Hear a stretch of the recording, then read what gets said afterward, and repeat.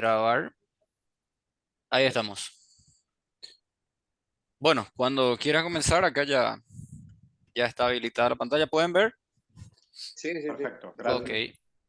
Bueno, buenas tardes, querido profesor, compañero.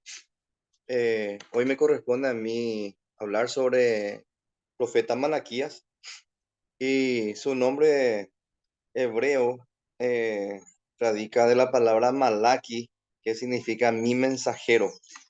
Y según lo estipulado, tiene cuatro, sí puede pasar al otro punto, cuatro argumentos que estaremos desarrollando según el esquema en una tabla de contenido donde acá encontramos el lado económico, lado político, lado social e ideológico.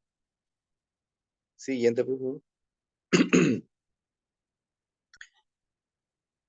Aquí voy a dar énfasis al lado económico, que en los tiempos de Malaquía los judíos habían dejado de confiar en el Señor y vemos que hay una evidencia de desconfianza del pueblo, donde era de lo que no daban los diezmos requeridos por la ley bíblica mosaica, ¿verdad?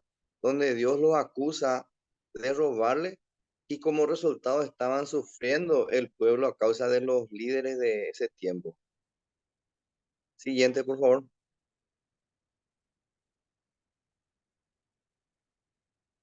En cuanto al lado social, por medio del profeta Malaquía, Dios habla sobre el compromiso cada vez menor por parte de los judíos hacia Dios, donde Dios pide al pueblo, sobre todas las cosas, que se vuelvan a Él en arrepentimiento, empezando, ¿verdad? De los líderes y el pueblo, ¿verdad? Que está acompañando, que cayeron en un desliz a causa de todo, ¿verdad? Que los líderes, ¿verdad? Eran ahí intransigentes delante de Dios y todo era consecuencia, ¿verdad? Que acarreaba tanto a los, a los siervos del Señor, a los levitas y también por ende, ¿verdad?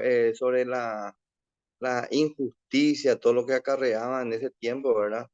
Indignante delante de Dios para con el pueblo a causa de los líderes que llevaban en ese tiempo al pueblo. Siguiente.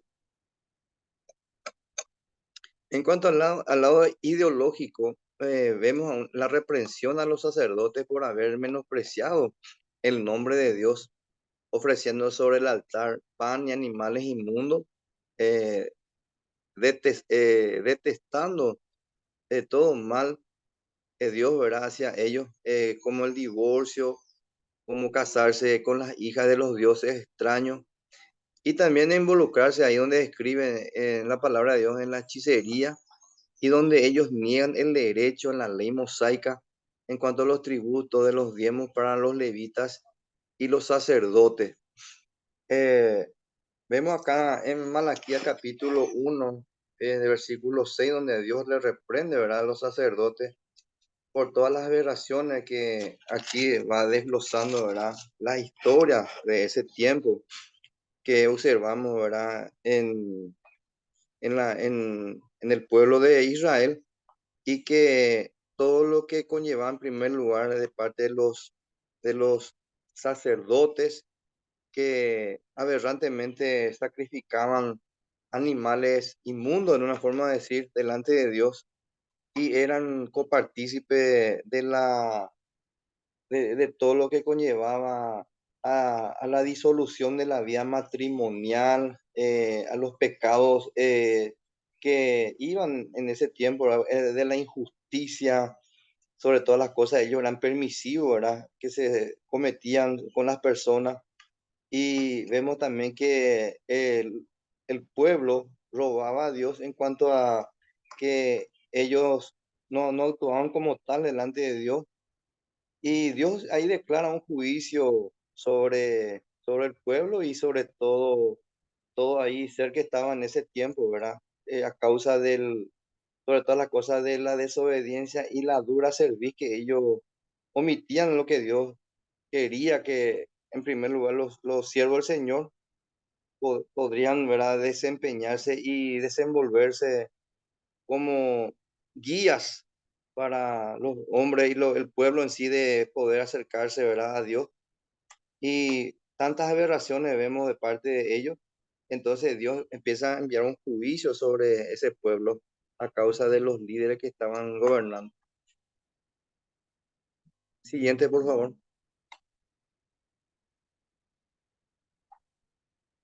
En este tiempo vemos el diálogo con el presente, la indiferencia, según Malaquía, que nos presenta el descuido de los sacerdotes, que representa como guía al pueblo sin darse cuenta, demostraban por medio de sus ofrendas, sacrificios de vileza, de sus propias vidas, cómo, cómo podían ellos entender lo que hacían, dice, en la estrechez y la miopía de su propia manera de ver, juzgar, que no les permitía mirar las cosas desde la perspectiva de Dios hacia el prójimo y los extranjeros. Y aquí justamente estamos observando acá una reseña histórica donde dice que las carencias, la indiferencia, las carencias de relación, cuando Malaquía dice acusa a los sacerdotes de despreciar al Señor, él dice se referiría a que ellos niegan firmemente, donde dice Malaquía describe los pecados de Judá, la traición contra su hermano, la disolución de la vida matrimonial y la religión insincera después de una predicción acerca de todo lo que conlleva, ¿verdad? De los pecados que Dios, ¿verdad? Le acusaba. Y dice acá Malaquías, ¿verdad? Al pueblo, donde también dice que en el contexto que ellos robaban a Dios, después que el profeta declaró juicio sobre el pecado, pasa a hablar del juicio final, de lo que Dios concluye, ¿verdad? Todo lo que iba a acarrear drásticamente por ser responsable, ¿verdad? Los líderes de ese tiempo y que iban a sufrir el pueblo, ¿verdad? Por todas las desobediencias que Dios, ¿verdad? Proclamaba y quería, ¿verdad? Esa, esa, esa sumisión de parte del pueblo y de poder, sobre todas las cosas, el enfoque más primordial hacia el prójimo, actuar con justicia y tener misericordia, ¿verdad? Pero ellos hacían todo lo contrario, entonces Dios ahí tenía un desprecio hacia los sacerdotes y los levitas en sí, porque eran copartícipes de todas las aberraciones que sucedían en ese tiempo. Y la misma cosa vemos en este tiempo también que vamos a ver en el siguiente enfoque. Si me puede ayudar, Luis, por favor. Donde vemos, dice acá, el mensaje para hoy, ¿verdad? Vemos que los ministros de hoy, eh, en cuanto a todo lo que conlleva, ¿verdad? Siempre al mensaje de guiar al pueblo, dice, de hoy nunca deben presentar, en cuanto a lo que concierne a la palabra de Dios, pan inmundo en sus ministerios, donde los pastores dan sus sermones, donde suelen estar llenos de bromas chistosas, anécdotas inteligentes e historias emocionales, pero falta sobre todas las cosas la palabra de Dios y donde arrojan poca escritura y aquí y allá para ilustrar o respaldar sus historias, pero dice sus sermones se trata en realidad de sus sermones se tratan en realidad de los ministros, no se trata de la persona más maravillosa que es el centro de todo ser humano, que es la persona de Jesucristo, y dice que no se trata de su evangelio salvífico. Y muchas veces no expongan en una forma así, tanto para mí y para todos los siervos que llevan, de no dar pan inmundo en el altar de Dios, al pueblo de Dios, y no menospreciar todo lo que Jesús quiere que seamos nosotros, sobre toda la cosa del evangelio de Cristo, que pueda llegar a cada ser vivo, ¿verdad? Que eso pueda ayudar a reflejar el amor y la misericordia de Dios para con los demás y sobre todo la cosa que el Padre Celestial que ve todas nuestras formas, nuestras actitudes, nuestra injusticia, todo lo que conlleva, podamos eso equilibrar delante de Dios, siempre en la persona basada en Cristo Jesús. Y ese es mi enfoque así, humilde, profe, y estoy atento a lo que podamos enriquecer más con usted y los compañeros. Estaré atento. Muchas gracias. Excelente, muchas gracias Sergio, muy buena exposición. Una pregunta me quedó Sí, profe. de allí. En tu exposición iniciaste digamos, el análisis económico con el tema de los diezmos, ¿sí? Y en los diezmos, si nos fijamos bien en Malaquías capítulo 3, cuando hace la denuncia, ustedes me están robando el pueblo, iniciando por los sacerdotes, muy bien notado Sergio, ustedes me están robando, ¿dónde le estamos robando? Y en los diezmos, las ofrendas, bla, bla, bla, ¿no? Este no es causa, ¿sí? Es consecuencia. ¿Consecuencia de qué? De lo que habías dicho antes. Sí, Bueno, sí, perdón, después. así mismo. Antes en los capítulos, después en la presentación. O sea, esta falta de fidelidad eh, En las en- decisiones, ¿verdad? Mal tomadas eh, por los líderes. exacto.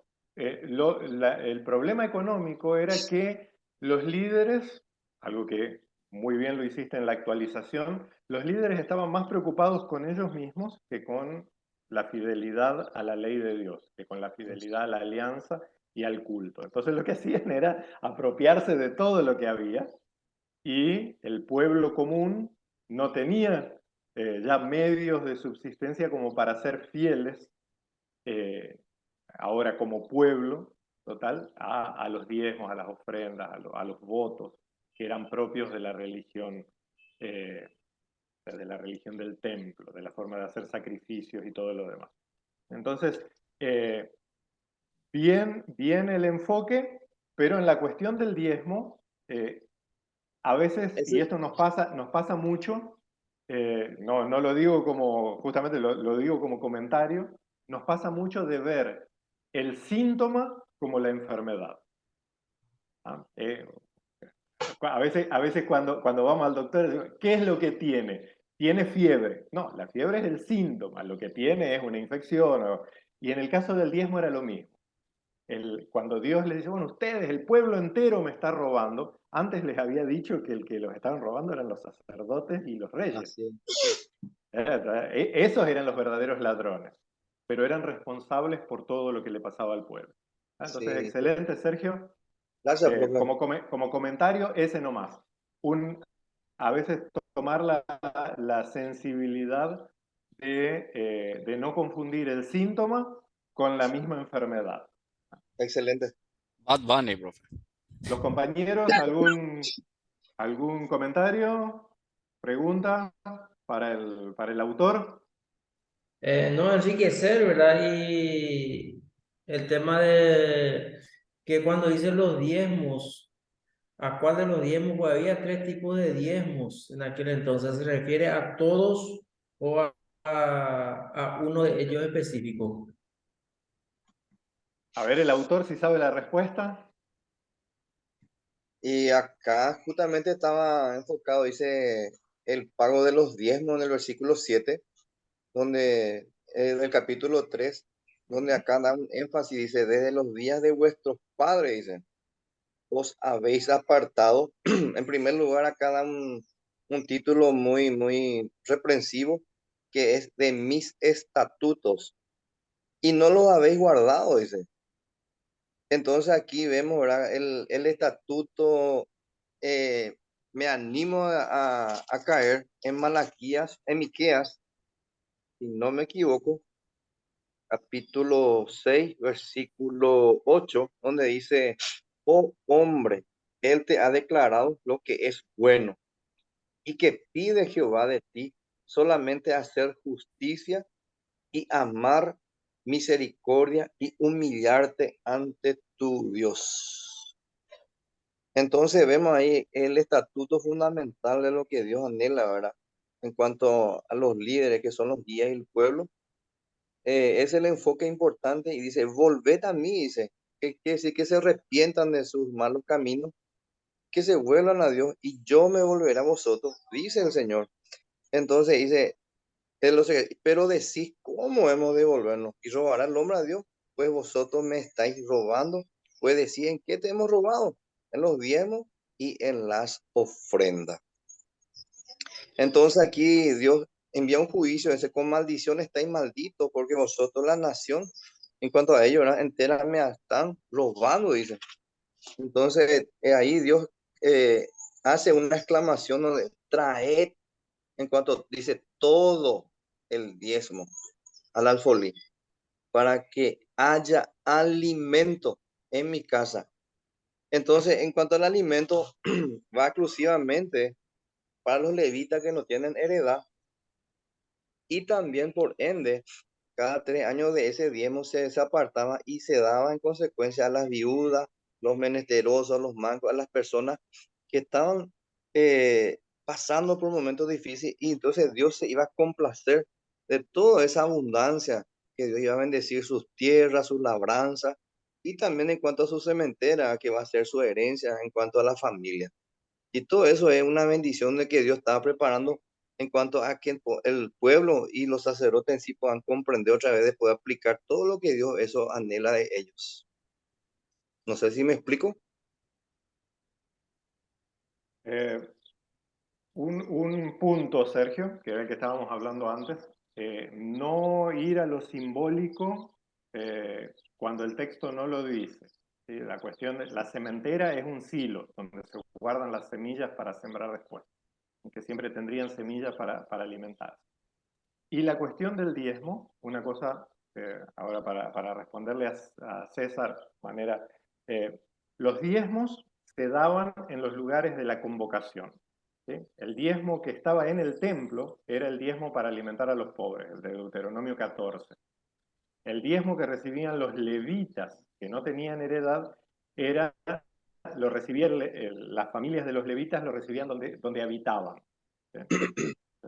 Porque darás el diezmo al levita que habita en medio tuyo, porque él no tiene heredad en medio de las tribus. ¿No? Tenemos una familia de levitas, por ejemplo, Zacarías, que vivía en Judá, ¿sí? El papá de Juan el Bautista. Entonces, un caso como ese, los levitas y sacerdotes que vivían donde fueran, recibían sustento en el lugar donde vivían. Pero en el lugar de la convocación, en el lugar del tabernáculo, el tesoro del templo era eh, para que todos tuvieran refugio allí, para no hubiera pobres en medio de Israel.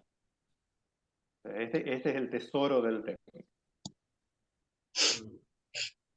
Y dado que era el fundamento de justicia, O sea, eran los diezmos de Deuteronomio 14, entonces. y eso ofendía profundamente a Dios. Bueno, cualquiera de las cosas, pero algo que hemos hablado bastante en las clases, especialmente en la lectura de los profetas. Los profetas tienen un celo santo por la protección de los pobres. No porque los pobres sean mejor o moralmente más elevados o estén más cerca de Dios, sino porque, puedo sonar medio blasfemo acá, pero porque Dios cumple el papel de chapulín colorado de los pobres. ¿No? ¿Quién podrá defenderme?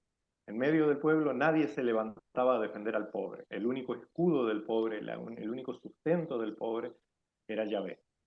Por eso el desprecio al pobre, la opresión, el quitarle hasta lo último. Algunos profetas hablan de cosechar hasta el último grano por codicia, cuando la ley establecía claramente que el salvado, digamos, lo que caía del Andamos a trigo llevarle o el del... coso a Ricardo. Rápido.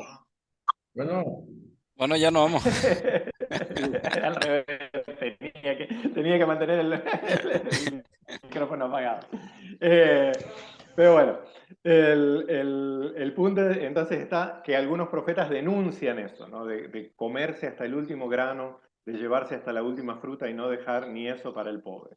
¿No? Pero entonces no era porque hace una semana en el sermón, la prédica de mi congregación, la Biblia que usaron para lectura decía una cosa como felices los que tienen espíritu de pobre, porque de ellos es el reino de los cielos. Es una traducción falaz tanto a las palabras de Jesús como Pésima. al espíritu hebreo por detrás de Jesús, rabino, hablando allí. Bienaventurados los pobres, porque los pobres tienen preferencia en el reino, no por ser buenos, sino porque no tienen otro defensor que Dios. Entonces, eso es lo que denuncia Malaquías allí. Y para no perdernos el chiste, espera que Sergio está conectado, pero va a quedar grabado este. Bien nos informaba Sergio, el nombre es Malají, o sea que es un pimiento en mal estado. Mal ají. Listo, se rieron, ahora tienen un 2 asegurado. Excelente. Muy bien, Sergio, la primera exposición se nos corta volvemos, si quieren, inmediatamente, así hacemos hoy todo de una. ¿Les parece? Ok. Se corta, mismo enlace y volvemos. Dale, Está, profe. profe. Y después me mandás el video, Luis.